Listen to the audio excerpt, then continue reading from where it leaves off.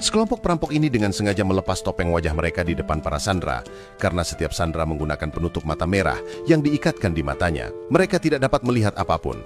Perampok ini mencuri uang tunai sebesar 4 triliun rupiah dan tepat saat mereka mau keluar, tiba-tiba seseorang membunyikan alarm. Salah satu sandera secara diam-diam melepas penutup matanya dan mengetahui bahwa penjahat itu sendirilah yang membunyikan alarm. Lalu salah satu perampok menghampiri orang itu. Dia membuka penutup matanya dan mempersilahkan sandera ini untuk melihat sesukanya. Karena takut, pria ini menutup matanya rapat-rapat dan memohon untuk tidak membunuhnya. Melihat wajah perampok itu sama dengan bunuh diri. Namun para penjahat ini melakukan yang sebaliknya. Mereka melepas penutup mata semua sandera dan tidak melukai siapapun. Karena pemimpin mereka, sang profesor, memerintahkan untuk tidak membunuh seorang pun dalam misi ini. Beberapa saat kemudian, polisi tiba di tempat kejadian. Para perampok menembakkan senjatanya ke udara beberapa kali dan melemparkan bom asap. Ada polisi di mana-mana. Tidak ada jalan untuk melarikan diri. Tetapi ini adalah rencana sebenarnya para penjahat itu. Lalu polisi mengirim ahli negosiasi perempuan untuk berunding. Polisi ini menanyakan pertanyaan pertama, berapa banyak helikopter yang Anda inginkan? Pertanyaan ini tampaknya membantu.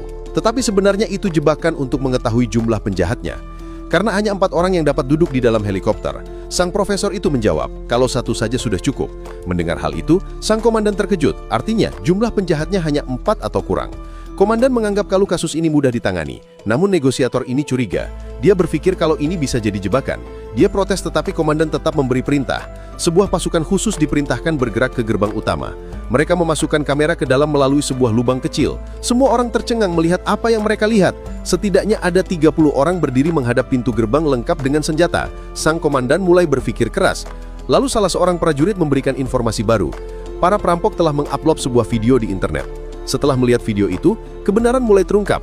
Ternyata, semua sandera juga berpakaian seperti perampok. Sekarang menjadi mustahil untuk membedakan mana yang sandera dan mana yang perampok.